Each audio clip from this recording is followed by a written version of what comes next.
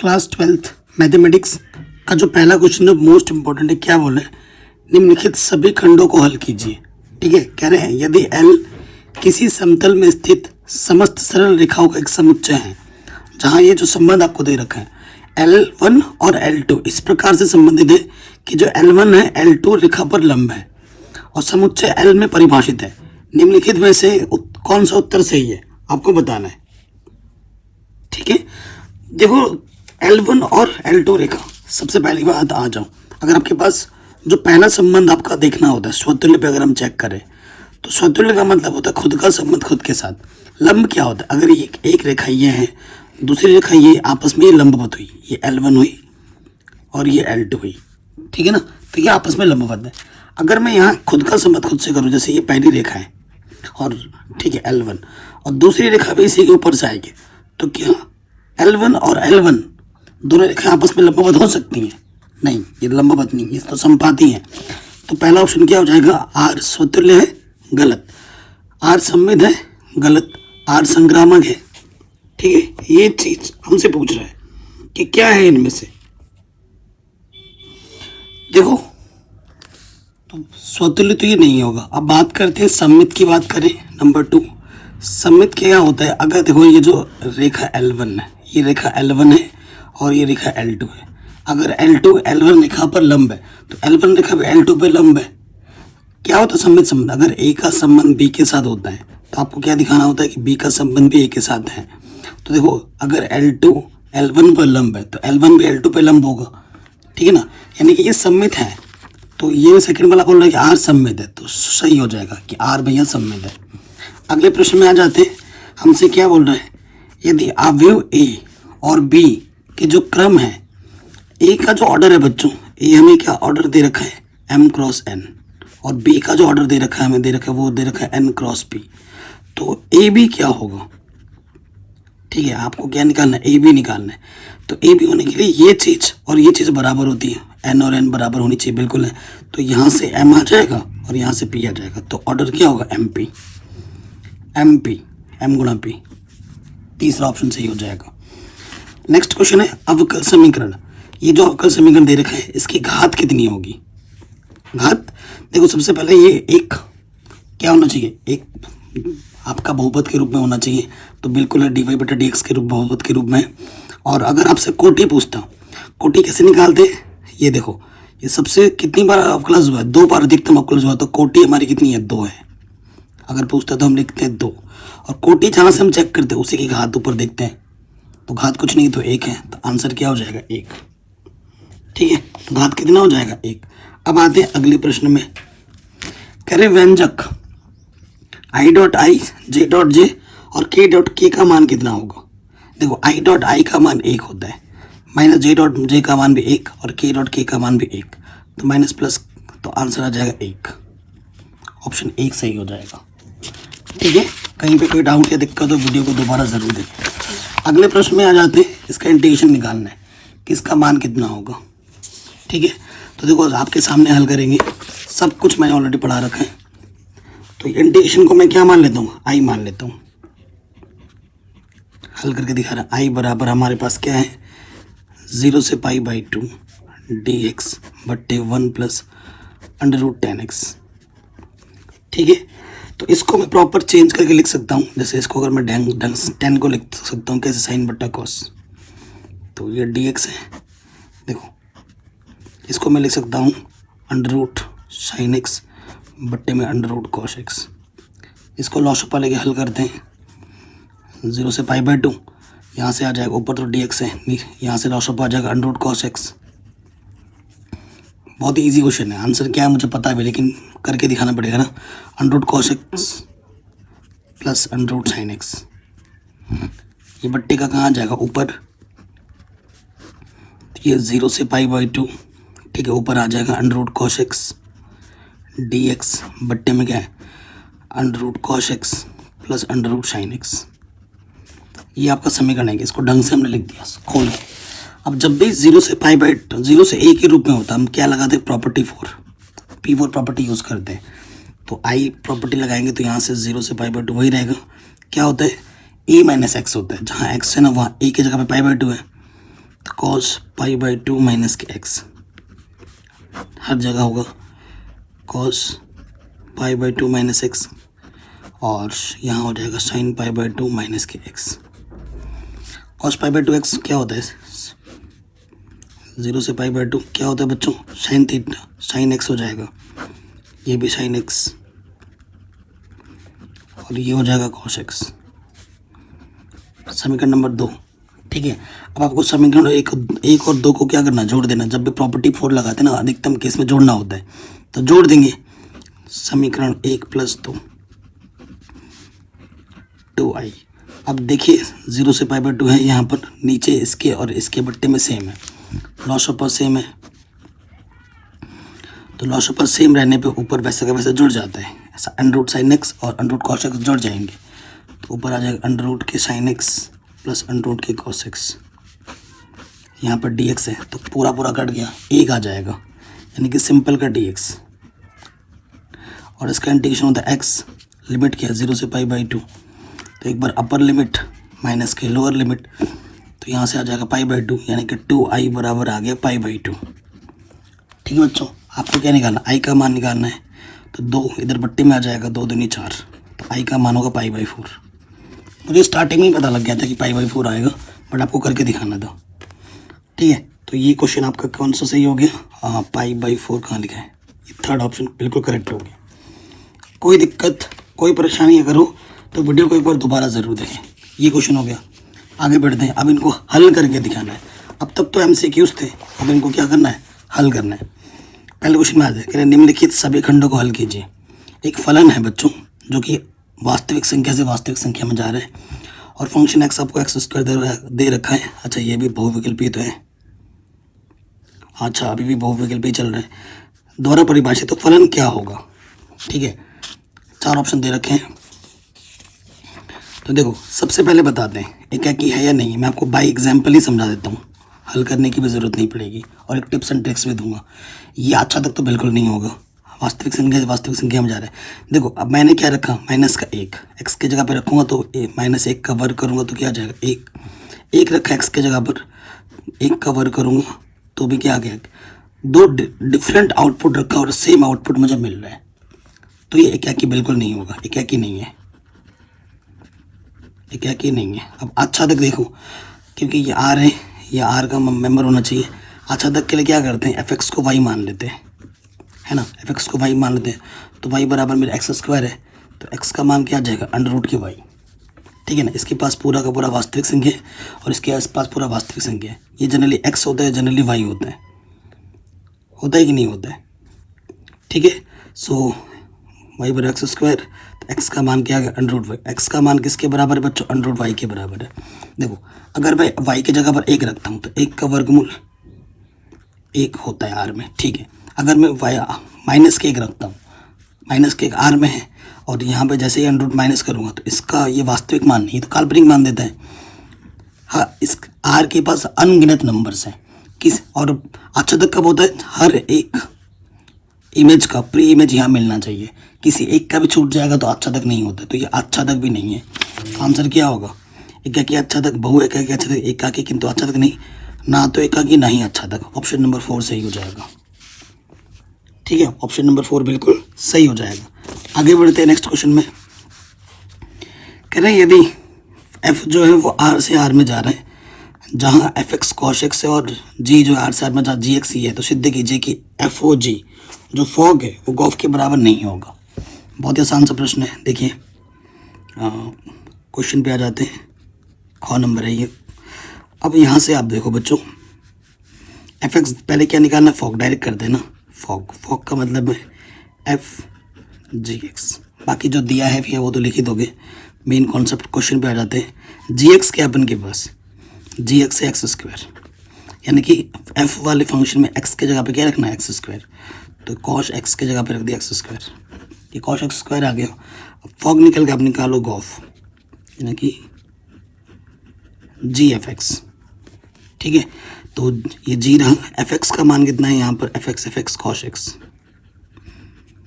यानी कि जी वाले फंक्शन में एक्स के जगह पे क्या रखना है, कॉस एक्स, तो एक्स के जगह पे कॉस एक्स रख दिया स्क्वायर, तो ये आ गया कॉस स्क्वायर एक्स। ये चीज़ सेम है? बिल्कुल नहीं है। तो यहाँ लिख देंगे समीकरण 1 तथा 2 से। अब बोल देंगे कि ये जो फॉग है वो बराबर नहीं है गॉफ के, यही प्रूफ करना था। ठीक है, तो ये आपको आपका आंसर मिल गया, कोई दिक्कत नहीं। अब आते हैं अगले प्रश्न में। कॉट इनवर्स -1/3, इसका मान आपको बताना है कि कितना होगा। MCQ में है तो उसी हिसाब से हम हल करेंगे। ठीक है, तो हल करते हैं। क्या करते हैं, कुछ भी एक मान मान लेते हैं। माना कॉट इनवर्स कॉट है, ठीक है, -1/3, इसको मैंने थीटा मान लिया। तो यहाँ पे आके क्या हो जाएगा, कॉट थीटा बराबर -1/√3। ठीक है, कोई दिक्कत नहीं है। अब ये तो माइनस है, ये कॉट है तो इसका मान भी कॉट में सोचो। कॉट किसका मान होता है, कॉट 60 का मान होता है, 1/√3। 60 को लिखते हैं हम π/3। ठीक है, चूँकि नेगेटिव है इसको सही करके लिखो। तो कॉट पाई माइनस थीटा, देखो ये माइनस कॉट थीटा है ना, तो कॉट पाई माइनस थीटा की जगह पर क्या, π/3 तोड़ के लिख दिया। हल करो तो कॉट 3π - π/3। ठीक है, तो यहाँ से आ गया कॉट 2π/3। बच्चों तुलना कर देंगे, कॉट से कॉट हटा तो थीटा का मान क्या आ जाएगा, 2π/3 आपका आंसर। ठीक है, 2π/3 ये बिल्कुल सही हो जाएगा। आगे बढ़ते हैं अगले प्रश्न में। कहते सिद्ध कीजिए कि फलन ये जो है x = 0 पर सतत है। x = 0 पर आपको क्या दिखाना, सतत दिखाना है। 1 नंबर का क्वेश्चन है, तो उसी हिसाब से इसको सॉल्व करते हैं। आपको फंक्शन दे रखा है, ठीक है, f(x) बराबर क्या दे रखा है, मॉडुलस के x। ठीक है, चूँकि आप जानते हैं यदि x का मान आप 0 या 0 से बढ़ा लेते हैं तो फंक्शन x का जो मान आता है, ये फंक्शन x जो मॉडुलस x है वो किसके बराबर होता है, x के बराबर। यदि x का मान आप 0 से छोटा लेते हैं तो मॉडुलस x क्या होता है, -x के बराबर आता है। ठीक है, अब इस पे चेक करना है, x = 0 पर चेक करना है। ठीक है, तो पहले क्या निकालेंगे, लेफ्ट हैंड लिमिट। तो लेफ्ट हैंड लिमिट LHL, ठीक है, फंक्शन x ये निकालना है। सूत्र क्या होता है, लिमिट h टेंड्स टू 0, 0 पे चेक कर रहे हैं तो 0 - h, इसका मतलब होता है 0 से कम के लिए देखना है। तो 0 से कम के लिए ये फंक्शन है, x के जगह पे क्या रखना, -h। x के जगह पे क्या रखना है, -h, -h रखेंगे, माइनस प्लस हो जाएगा। और h के जगह पे क्या रखना है, 0। अब आपको क्या निकालना है, RHL फंक्शन x। तो सूत्र होता है लिमिट h टेंड्स टू 0, और 0 पे चेक करें तो 0 + h, 0 से ज़्यादा के लिए ये फंक्शन है। देखो x के जगह 0 + h यानी कि h फंक्शन x के जगह पे क्या रखना है, h हो गया, h के जगह पे 0 रखना है। सेकंड, अब फंक्शन 0 पे भी चेक करना है, फंक्शन 0 तो limit x tends to 0 function x, मतलब एग्जैक्टली 0 पे भी यही है। अगर एग्जैक्टली 0 लोगे तो भी x ही आएगा, और x के जगह पे क्या रखना है, 0 रखना है। तो ये तो लास्ट में क्या लिख देंगे, चूँकि लेफ्ट हैंड लिमिट बराबर है राइट हैंड लिमिट बराबर है जिस पॉइंट पर आप चेक करें तो उसके बराबर, तीनों बराबर होना है, अतः यह सतत है। x = 0, अतः फलन x = 0 पर सतत है, यह आप बोल देंगे। ठीक है जी, अगले क्वेश्चन पे आ जाते हैं। कह रहे यदि त्रिभुज ABC के शीर्ष इतने इतने इतने हैं तो त्रिभुज ABC का क्षेत्रफल वर्ग इकाई में बताइए। ठीक है, अब आपको देखो यहाँ पर 3 चीज़ दे रखी है। ठीक है, आपको कैसे करना है, थोड़ा सा 1 नंबर में लेंथी प्रॉब्लम हो गया ये। एक्चुअली आपके पास क्या है, ABC है त्रिभुज, ये A है, ये B है, ये C है। A के निर्देशांक दे रखे हैं 1 1 1, B का दे रखा है 1 2 3, और C का दे रखा है 2 3 1। ठीक है, त्रिभुज का क्षेत्रफल क्या होता है, 1/2 आधार गुणा ऊंचाई। ऊंचाई में AC को मान लेता हूँ, ठीक है ना। तो त्रिभुज ABC का क्षेत्रफल 1/2 आधार, मैंने AB ले लिया, गुणा ए सी वेक्टर फॉर्म में। ठीक है, तो ए बी निकालना है आपको। ए बी क्या होता है, ए बी हो जाएगा आपका ओ बी माइनस ओ ए। ठीक है, मतलब इसमें से इसको माइनस करना है, एक में से एक घटाएंगे 0। ठीक है, एक में से एक घटाएंगे 0, 1 माइनस 1 आई, फिर आ जाएगा 2 माइनस 1। डिटेल में दिखाना पड़ रहा है आपको, वरना तो मैं अपने हिसाब से करता हूँ, फटाफट कर लेता हूँ। जे और फिर प्लस 3 माइनस 1, 3 माइनस के 1। ठीक है, बाहर से आ जाएगा के, तो ये हो जाएगा 0 आई 1 जे एंड 2 के। ठीक हो गया। अब आपको ऐसे ही ए सी निकालना है, तो ए सी क्या हो जाएगा, ए सी वेक्टर ओ सी माइनस ओ ए। एक को फिक्स कर देना है, ए बी और फिर ए सी। ठीक है, तो ओ सी क्या है, देखो बच्चों, सी में से ए को घटाना है, 2 में से 1 घटाएंगे तो 1 आई आ जाएगा आई, 3 में से 1 घटाएंगे प्लस के, फटाफट कर रहे हैं ना, 2 जे आ जाएगा, और 1 में से 1 घटाएंगे 0 के। कोई दिक्कत, कोई परेशानी यहाँ तक नहीं होगी। ठीक है, अब आपको देखो यहाँ पे क्या चाहिए, ए बी क्रॉस ए सी, तो ए बी क्रॉस ए सी निकाल लीजिए।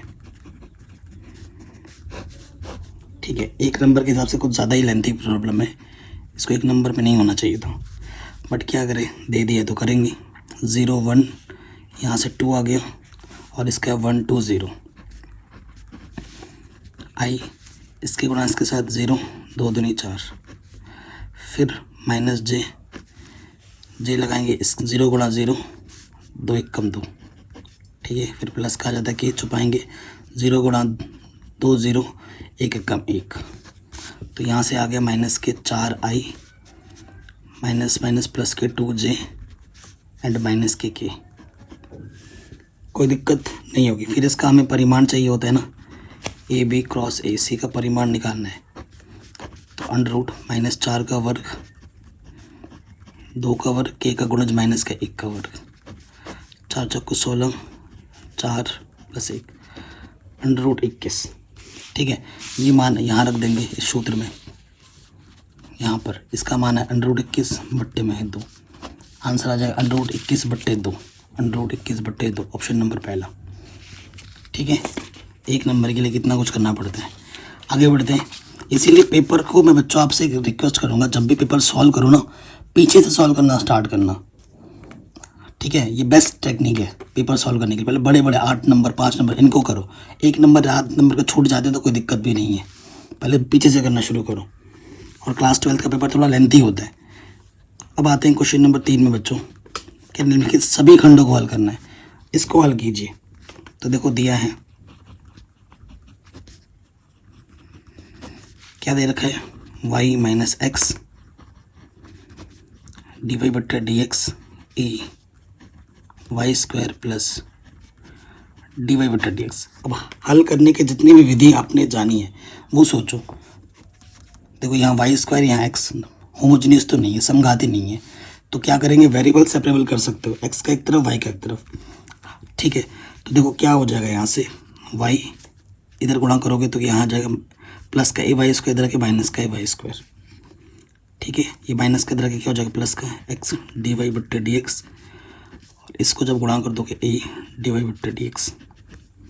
ठीक है, तो अगर आप ध्यान से देखें तो यहाँ से डी वाई बट्टे डी एक्स को माइनस है, अंदर बचेगा एक्स प्लस ए। ठीक है, यहाँ से वाई माइनस है, तो वाई एक कम वाई, यहाँ बचेगा ए वाई। ठीक है, सो डी वाई बट्टे डी एक्स निकालना है, तो यहाँ से क्या हो जाएगा, वाई वाले को एक तरफ ले लो और ये इधर आ जाएगा डी एक्स, और ये एक्स प्लस ए, फिर डी वाई इधर आ जाएगा वाई 1 माइनस ए वाई। ठीक है, एक्स वाला एक तरफ वाई वाला एक तरफ। अब क्या करना है, दोनों तरफ इंटीग्रेशन कर दिया। इंटीग्रेशन भाई साहब ये तो भरा फटाक से हो जाएगा। ठीक है, ये तो आपका फटाक से हो गया। कैसे फटाक से हो गया, क्योंकि ये तो रैखिक समीकरण है, इसका जब इंटीग्रेशन करोगे तो ये क्या आ जाएगा, लॉग ए प्लस एक्स या एक्स प्लस ए जो लिखना चाहो, परंतु ये क्या है, रैखिक समीकरण है। ठीक है, तो इसका क्या करना पड़ेगा, पार्शियल डिफरेंशिएशन। ठीक है ना, पार्शियल आंशिक भिन्न में इसको क्या करना पड़ेगा, बदलना पड़ेगा, फिर इसको समाकलन करना पड़ेगा, ठीक है, फिर इसको समाकलन करना पड़ेगा। ये देखो, अब दो तरीके हैं, आप ऐसे इसको कर सकते हो, और एक चीज़ सिखा देता हूँ मैं, इसका शॉर्टकट भी है मेरे पास। चूँकि ये क्या है, 1/y 1 माइनस ए वाई, तो आप इसको 1/y प्लस b/1 माइनस ए वाई करके हल कर सकते हैं। ये तो आपको आता ही आता है। और एक तरीका क्या है, थोड़ा समय बचाने के लिए, कभी कभी ये लगता है, हमेशा नहीं लगता है, हमेशा आप कॉन्सेप्ट के साथ ही जाए तो बेस्ट है। देखो इसको मैं कैसे लिख सकता हूँ, 1/y 1 माइनस ए वाई। ये मैं हमेशा थोड़ा टाइम बचाने के लिए करता था, क्योंकि ये 2 नंबर का क्वेश्चन है ना, तो उसी हिसाब से इसको ट्रीट करना है, उसी से टाइम बचाते हुए इसको सॉल्व करना है। तो मैं इसको अगर इसको मैं क्या लिख सकता हूँ, 1/y प्लस के 1 a/1 माइनस वाई। अगर इसको मैं हल करूँ ना तो फिर से यही आ जाना है, ठीक है, फिर से यही आ जाना है। देखो तोड़ के लिख दिया है, यानी कि जब तुम हल करोगे ना, ए के स्थान पर 1 आएगा और बी के स्थान पर ए आएगा, करके देख लेना, ठीक है। तो ये मान में मैं रख दूंगा, इंडिकेशन भी कर दूंगा साथ साथ, 1/y आंशिक भिन्न इंडिकेशन सब पढ़ा रखा है, आपको आता होगा, ठीक है।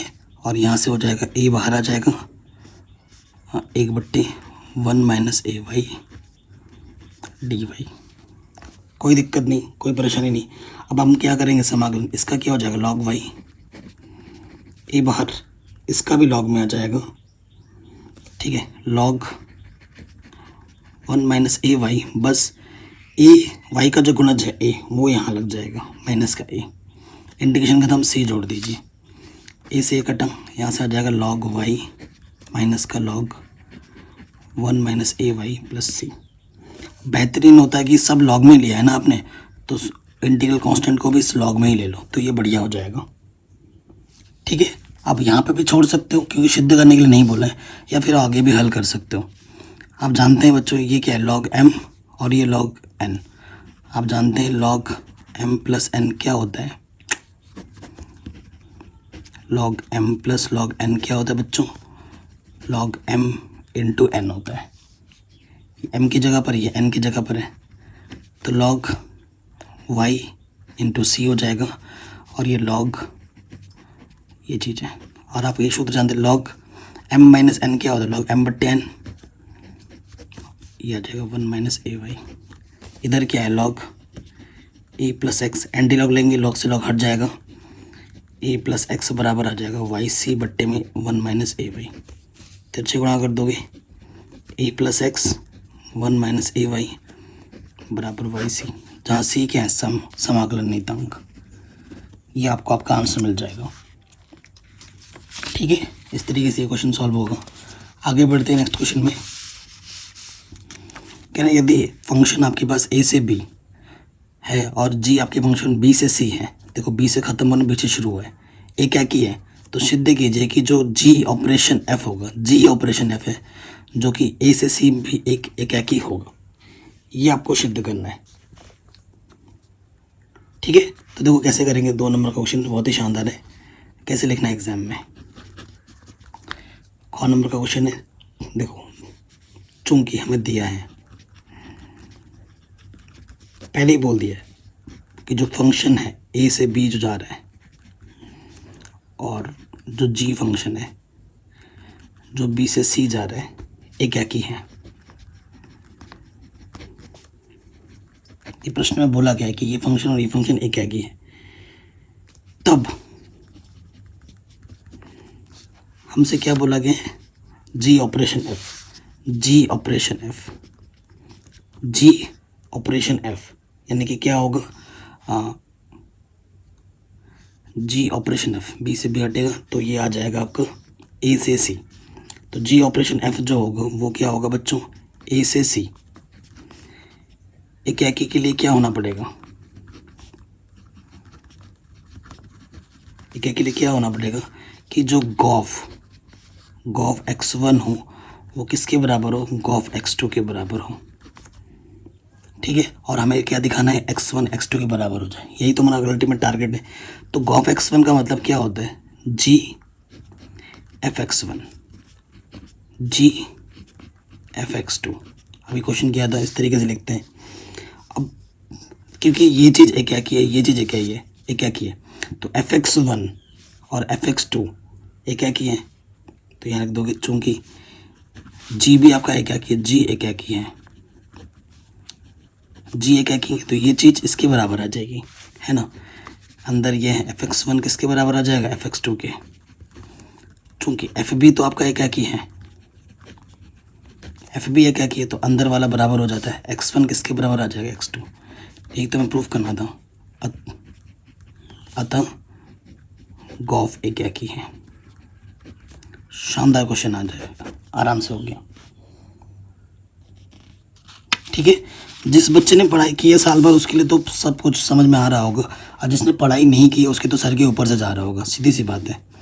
अब देखो नेक्स्ट क्वेश्चन है, ए दे रखा है, ये बी दे रखा है, आपको ए बी और बी ए ज्ञात करना है। क्लास 12th का जो मैथ का पेपर होता है वो बहुत लेंथी होता है, ये ध्यान रखना। आपको आता सब है तो वो अच्छी बात है, लेकिन समय पे करना सभी चीज़ों को, ये अलग टास्क है। ये ए है और ये बी है, ये है 1 2 3 -4 2 5, और ये है 2 4 3 3 5 1। आपको पता है हम इधर से लेते हैं और इधर से लेते हैं गुणे में, है ना। तो देखो 1 की गुणा करेंगे 2 के साथ, ठीक है, तो 2 आ जाएगा। फिर 2 की गुणा करेंगे 4 के साथ, 2 चौके 8 आ जाएगा। फिर प्लस 3 की गुणा करेंगे 3 के साथ, तो 9 आ जाएगा। हो गया। फिर अब इसके साथ आ जाएंगे 1 3 3, 2 पंजे 10, 3 एकम 3। ठीक है, कोई दिक्कत कोई परेशानी नहीं होगी। अब आ जाओ, पहला वाला हो गया दूसरे पे, दूसरे लेंगे 4 दूनी 8, 2 चौके 8, 5 तिया 15। फिर आ जाओ 4 तिया 12, 2 पंजे 10 और 5 एकम 5। अब इसको हल कर लीजिए। ठीक है, 10 और 1 10 और 9 19, ये आ जाएगा 16। ठीक है, ये आपका क्या आ गया बच्चों 16। फिर देखो यहाँ से क्या हो जाएगा 0, यहाँ से आ गया 15, और यहाँ से आ जाएगा 15 में से 12 आ गया कितना 3। जो आपको ए और बी दे रखा है उस हिसाब से ये आपको आपका आंसर मिल जाएगा। ठीक है कि नहीं, कोई दिक्कत नहीं है। अब आपको क्या बोल रहे हैं कि बी ए भी निकालो। ठीक है, अब आपको क्या बोल रहे हैं, बी ए निकालो,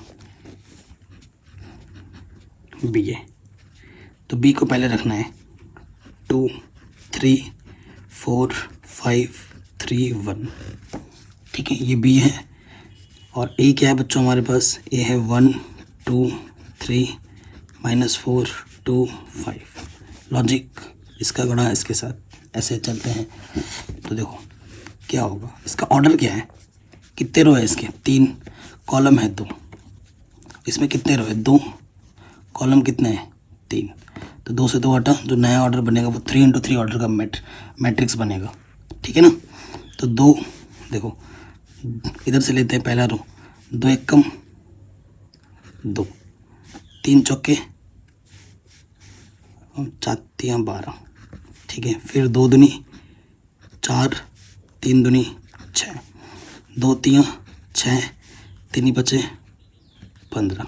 ठीक है, पहला हो गया। अब 4 इस सेकंड पे आ जाओ, 4 एकम 4, 5 चौके 20, 4 दूनी 8, 5 दूनी 10, 4 तिया 12, 4 पंजे 4 तिया 12, 5 पचे 25।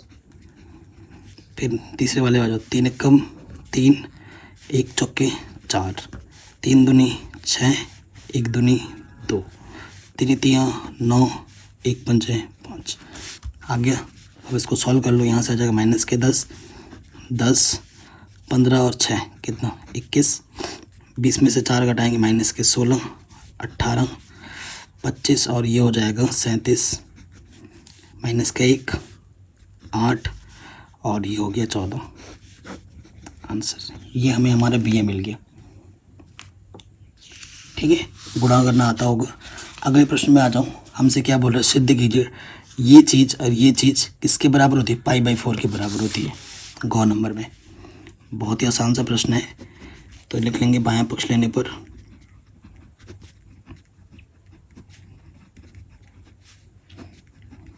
ठीक है, बायां पक्ष ले लेंगे। तो बाया पक्ष हमारे पास क्या है बच्चों, tan inverse 1/2 plus tan inverse 1/3। ठीक है, ये किस सूत्र के रूप में, ये है tan inverse x plus tan inverse y का सूत्र, जिसका सूत्र होता है tan inverse x plus Y बट्टे में 1 माइनस एक्स वाई, है कि नहीं।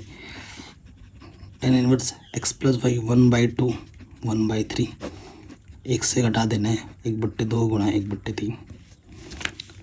ठीक है जी, लॉस रुपा क्या आ जाएगा ऊपर 6, 3 एकम 3, 2 एकम 2 बट्टा ये क्या है 3 दूनी 6 माइनस 1 बट्टे में 6, तो इधर है tan इनवर्स 5/6, नीचे भी है 5/6, कट के आ गया 1। tan इनवर्स 1 है तो बाहर tan इनवर्स से इसका मान 10 में सोचो, 10 π/4 का मान होता है 1, tan इनवर्स 10 हट गया तो आंसर क्या आ गया π/4। यही सिद्ध करना था आपको, है कि नहीं, आराम से सॉल्व हो गया।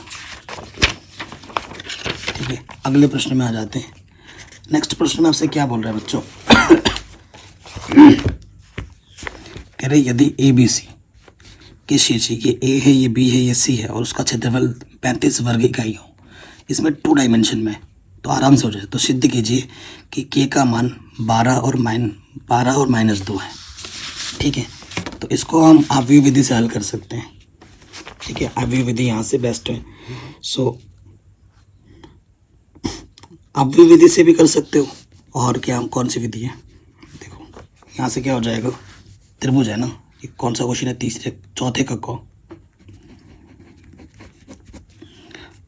देखो त्रिभुज आपके पास दे दिया है 2 डायमेंशन में, ये तो यार क्लास 10th लेवल का क्वेश्चन हो गया। ABC है, ये A, ये B, ये C। A का मान क्या है 2 माइनस के 6, B का मान है 5 4 और C का मान है आपका K 4, है ना। ये x1 y1 x2 y2 x3 y3। ठीक है, ये आपका क्लास 10th लेवल का क्वेश्चन है।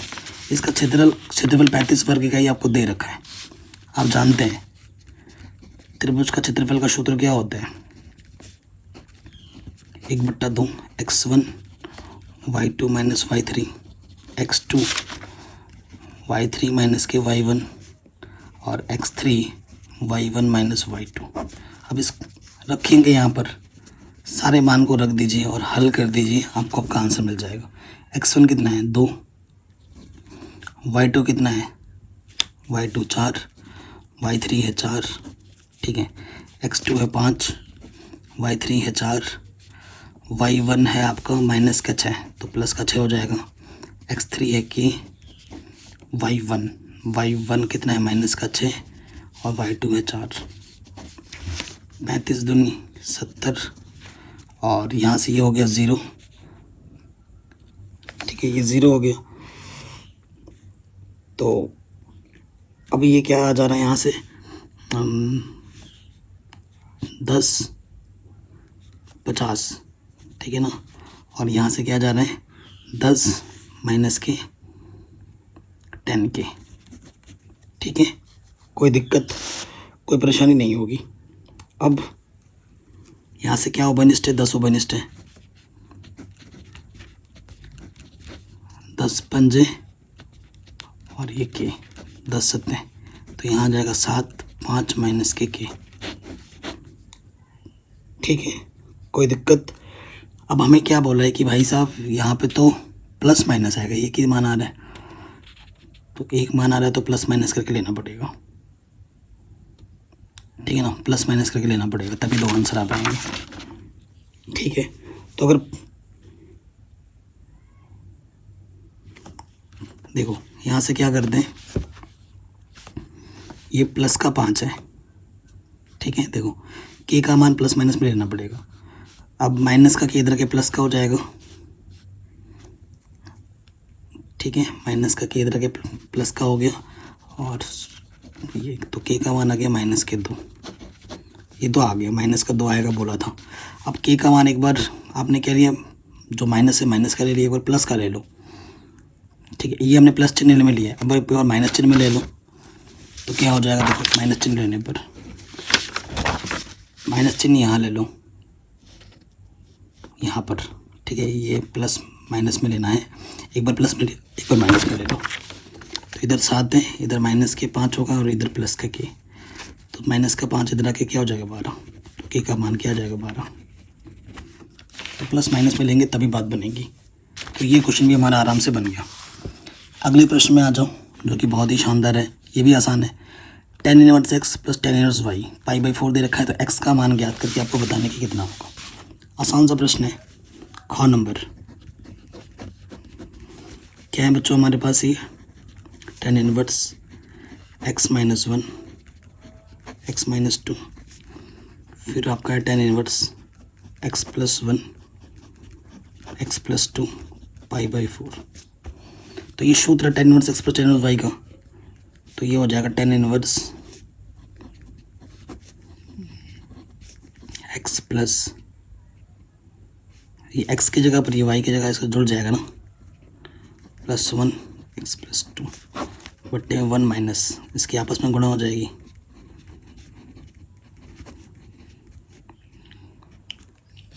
एक माइनस का, अच्छा ये माइनस का है, देख रहे हो, माइनस ये प्लस,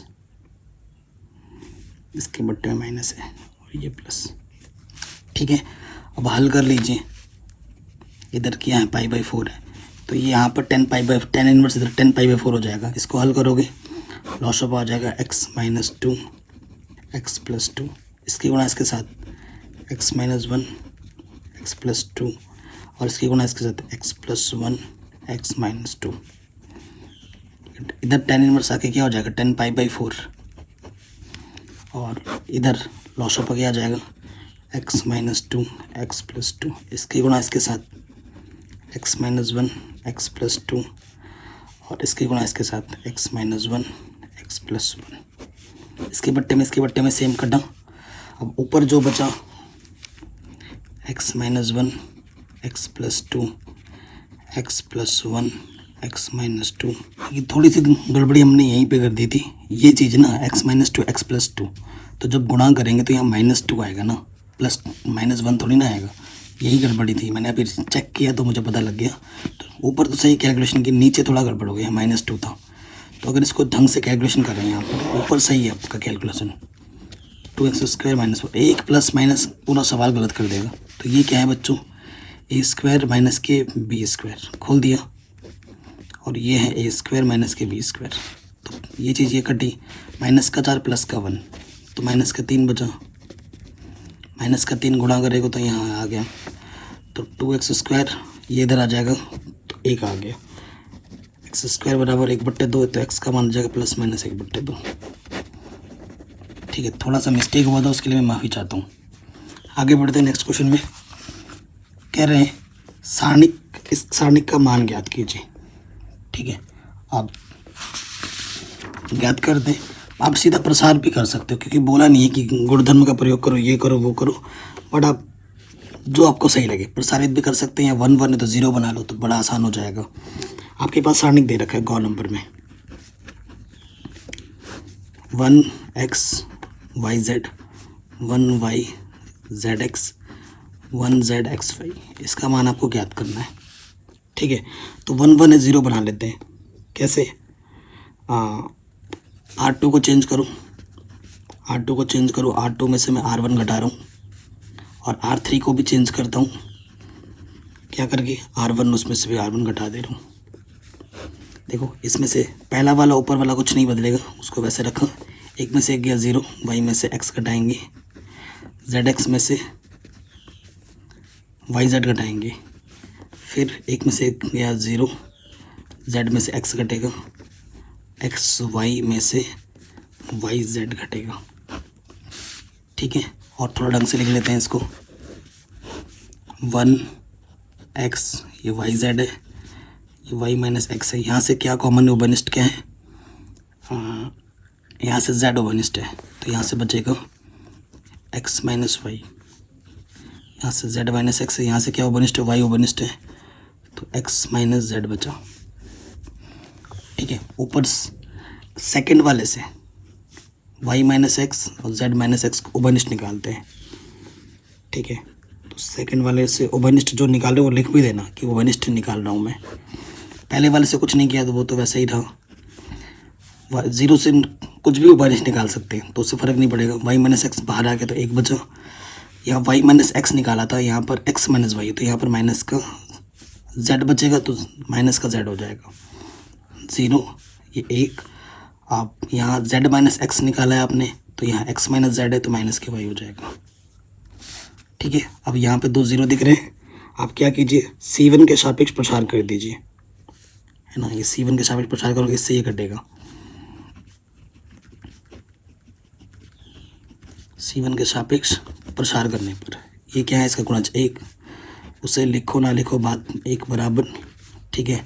और इसकी गुणा इसके साथ माइनस के y, इसकी गुणा इसके साथ माइनस, ठीक है। तो आंसर आ गया y minus X, z minus X, z minus Y. ठीक है, ये हमें हमारा आंसर मिल जाएगा। कोई दिक्कत, कोई परेशानी नहीं होगी। ये क्वेश्चन आपका आराम से बन गया। अगला वाला जो प्रश्न है, ठीक है, मेरे को बस यही दिक्कत लगती है यूपी बोर्ड से। एक चीज़ मैंने नोटिस किया, क्वेश्चन या तो बहुत ज़्यादा दे रहे हैं और हर एक क्वेश्चन जो 2 नंबर में भी दिया जा रहा है ना, ये 2 नंबर का क्वेश्चन नहीं है, ये 6 नंबर का क्वेश्चन है, 8 नंबर का क्वेश्चन है। इतना लेंथी प्रॉब्लम अगर आप 2 नंबर में दे रहे हो तो बच्चे के साथ बहुत नाइंसाफ़ी कर रहे हो। पता नहीं क्वेश्चन जो सेट कर रहे हैं उनका माइंड सेट कैसा है, भगवान जाने। अगर उनको खुद दे दिया जाए, भाई तुम करके दिखा दो इस पेपर को, तो वो देखते हैं कितने देर में घर बाद में। उनका काम है भाई दे देते हैं। भाई थोड़ा क्वेश्चन देने से पहले देखो भाई वो कितना लेंथी है, क्या उस नंबर को वो जज कर रहा है कि नहीं कर रहा है। ये जो क्वेश्चन है ये 8 नंबर का क्वेश्चन है, 2 नंबर में दिया गया है, तो करना तो पड़ेगा ना। बच्चे को यहाँ पर लिखा भी तो है सभी घंटों को हल कीजिए, अब नहीं करेगा तो उसका ही घाटा है। उनका क्या जा रहा है, उन्होंने तो सेट कर दिया। ठीक है, आगे बढ़ते हैं घ नंबर पे। ठीक है, सो यहाँ पर क्या बोला जा रहा है, सिद्ध कीजिए कि संपूर्ण पृष्ठ और महत्तम आयतन वाले, आयतन महत्तम दिखाना है, संपूर्ण पृष्ठ है, लंबवृत्तीय शंकु का अर्धशीर्ष कोण इतना होता है। तो ये एनसीईआरटी का प्रश्न है।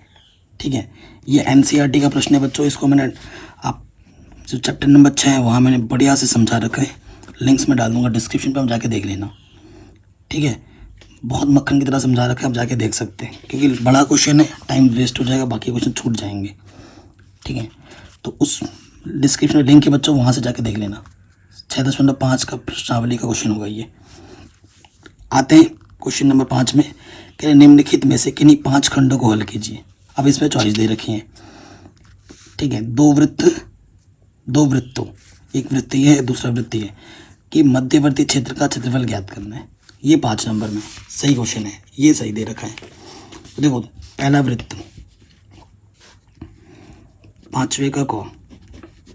ठीक है बच्चों, ये दे रखा है, हमें दिया है। वृत्त पहले ही बोल दिया है, नहीं भी बोलता तो भी आप पता कर सकते थे। 4 है, ठीक है, ये पहला है। और दूसरा आपको दे रखा है x माइनस 2 का स्क्वायर वाई स्क्वायर बराबर 4। अब आप ध्यान से देखो, इसको मैं लिख सकता हूँ x माइनस 0 का स्क्वायर y माइनस 0 का स्क्वायर 2 का स्क्वायर। और ये तो x माइनस 2 ऑलरेडी है, y माइनस 0 स्क्वायर 2 का स्क्वायर। तो इस समीकरण से मुझे क्या मिला, इसका जो केंद्र है पहले वाले का वो 0,0 है, और जो त्रिज्या है रेडियस वो 2 है। इस वाले में से मेरा जो केंद्र है वो 2,0 है। ठीक है, और जो त्रिज्या है वो 2 लेनी है मुझे। ठीक है, ये बहुत बड़ा इंपॉर्टेंट रोल प्ले करेगा। अब आपको मैं चित्र बना के दिखाता हूँ। पहला मैंने वृत्त बनाया, केंद्र भी ये मेरा 0 0 है, और त्रिज्या मैंने 2 लेके क्या बना दिया, वृत्त बना दिया। ये पहला वाला वृत्त है। कौन सा वृत्त है, लिख भी दो, x square plus y square बराबर 4। यहाँ से लेकर यहाँ तक 2। ये जो है पॉइंट, वो मेरा कौन सा पॉइंट है, ये मेरा 2,0 पॉइंट है। तो अगला जो आपको वृत्त बनाना है उसका केंद्र है 2,0, ये केंद्र होगा, और यहाँ त्रिज्या उसकी 2 है, ये हमारी 2 है, यहाँ से लेकर यहाँ तक। तो अगले वाला जो वृत्त होगा उसका केंद्र ये होगा, और वृत्त फिर ऐसा बनेगा। यहाँ से लेकर यहाँ तक 2 है, तो ये वाला पॉइंट कितना होगा 4,0। ठीक है, समझ गए आप मेरी बात। तो इनसे घिरा हुआ क्षेत्र यह है, जितना क्षेत्र ऊपर है वही क्षेत्र नीचे है, तो इसका नाम आपने दिया O, इसका नाम कुछ भी दे दो आप, ये x डैश y डैश, नाम दो O A B C, यहाँ से लंब डालेंगे, इस वाले पॉइंट को बोल दो D। ठीक है, तो देखो पहले यहाँ से लिमिट लेनी, ये वाली पॉइंट क्या होती है 0,0, तो लिमिट जब यहाँ से यहाँ तक लेंगे तो ये वक्र यहाँ से लेकर यहाँ तक घिरेगा, और जब लिमिट यहाँ से यहाँ तक लेंगे तो ये वक्र यहाँ से यहाँ तक घिरेगा। टोटल को फिर 2 से गुणा कर देंगे तो हमें पूरा मिल जाएगा। तो ये बिंदु हमें निकालना पड़ेगा, जो क्षेत्रफल यहाँ से यहाँ तक होगा वही क्षेत्रफल यहाँ तक होगा। अगर आप इतना निकाल देते हो, उसको 2 से गुणा कर देते हो, तो आपको आपका आंसर मिल जाएगा। तो बिंदु ए के लिए, ठीक है ना, प्रत्येक ए बिंदु के लिए हल करना पड़ेगा आपको। देखो समीकरण 1 और 2 को हल करना पड़ेगा, क्योंकि इसका और इसका प्रतिच्छेद बिंदु है। तो समीकरण पहला वाला जो है आपके पास, ठीक है, उसको आप हल कीजिए। क्या है आपके पास, क्या है, चूंकि x-2 का होल स्क्वायर जो है, ठीक है, प्लस y² बराबर कितना है 4 है। ठीक है, सो आप इसको हल कर ले सकते हैं। इसको हल करो, a का स्क्वायर b का स्क्वायर माइनस के 2ab, 4, एक 4 से तो एक 4 कटा। अब यहाँ से क्या है x² प्लस y² माइनस के 4x बराबर 0, परंतु समीकरण 1 में x² y² की जगह पर आपको 4 दे रखा है, तो इसकी जगह पर आप क्या रख सकते हो 4। ठीक है, तो माइनस के 4x इधर आके प्लस का 4x, 4 एकम 4, तो x का मान आ गया 1। x का मान क्या आ गया 1। अब y की ज़रूरत तुम्हें पड़ेगी नहीं, ठीक है, y की पॉइंट दिखाने की ज़रूरत नहीं, तुम x पर लिमिट लोगे 0 से 1 और फिर 1 से 4। ठीक है, मिल गया तुम्हें। अब आ जाओ प्रश्नानुसार। प्रश्नानुसार अभिष्ट क्षेत्रफल। ठीक है, आप क्या लिखेंगे, अभिष्ट क्षेत्रफल हमारे पास क्या है, एरिया ओ ए, ये OATC जो कि बराबर होगा दुगुना एरिया OAT का। इसको भी तोड़ के लिखना है दुगुना, ये एरिया होगा OAD। ठीक है, OAD प्लस क्या होगा OAT। ये सब कुछ लिखना पड़ेगा, नहीं तो एग्जामिनर समझेगा नहीं। ठीक है, तो पहले वाले पे आ जाओ, दुगुना तो रखते हैं यहाँ पर। लिमिट हम ले रहे हैं 0 से 1 तक, x में लिमिट ले रहे हैं, तो फॉर्मूला लगता है y/dx। और 1 से कहाँ तक आएगा, ये 1 से यहाँ तक, 1 से 2, यहाँ वाला क्यों दिखा रहा था मैं, यहाँ से यहाँ तक आएगा ना बच्चों, तो 1 से 2 y/dx। अब पहले वाले से ये देखो, ये वाला इससे y का मान निकालना है, और दूसरा वाला ये है, इससे y ये है समीकरण है ना, इससे आपको y का मान निकालना है। तो y² बराबर 4, इधर आ जाएगा x-2 का वर्ग, तो y का मान हो जाएगा √4 को मैं लिख सकता हूँ 2 का स्क्वायर माइनस x-2 का स्क्वायर, ये इसका y हो गया। और इस वाले से y निकालोगे तो क्या आ जाएगा, यहाँ से देखो, तो y² बराबर 4 माइनस x², तो y बराबर हो जाएगा √4 को लिख सकता हूँ 2 का वर्ग और ये x²। ये मान आप यहाँ रख देंगे। ठीक है, 2 लिमिट 0 से 1 y1, देखो ये वाला चाहिए ना आपको, लिमिट आपने यहाँ से यहाँ तक ली है, तो यहाँ से आपको ये मिला √ में 2 का स्क्वायर x-2 का स्क्वायर dx। फिर दूसरा है 1 से 2 y2 आपको क्या मिला था √2² माइनस x² dx। ठीक है, कोई दिक्कत कोई परेशानी नहीं होगी। अब बस आपको क्या लगाना है, फॉर्मूला में रख देना है। लगाता हूँ फार्मूला, 2 बाहर टोटल के। ठीक है, आप फार्मूला आप जानते हैं, क्या जानते हैं, मैं लिख भी देता हूँ। अगर आपका फार्मूला ये होता है √a² माइनस x², ठीक है, dx, तो उसका सूत्र होता है x/2 under root A square minus X square plus A स्क्वायर/2 साइन इनवर्स x/a। ठीक है ना। बाकी जो लिमिट विमिट होता है वो तो लगा लेते हैं। देखो ये a की जगह पर है, ये x की जगह पर है। ठीक है, तो यहाँ से आ जाएगा x/2, ये x की जगह पर है। ठीक है, x/2 अंडर रूट जो अंदर होता है वही आ जाता है 4 - x - 2 का होल स्क्वायर, फिर a स्क्वायर यानी कि 4/2 साइन इनवर्स x की जगह पर ये अपॉन a। ठीक है, लिमिट 0 से 1 प्लस दूसरे वाले में आ जाओ, ये भी हो जाएगा x/2 under root 4 - x square, फिर आ जाएगा a square by 2 sign inverse x/a। ठीक है, और लिमिट क्या है हमारे पास 1 से 2। ठीक है, अब बस इसको हल कर देना, अपर लिमिट लोअर लिमिट रख के आपको इसको हल करना है, आपको आपका आंसर मिल जाएगा। ठीक है, तो ये यहाँ पर हम पार्ट 1 रखते हैं, पार्ट 2 में बाकी क्वेश्चन हम कर लेंगे।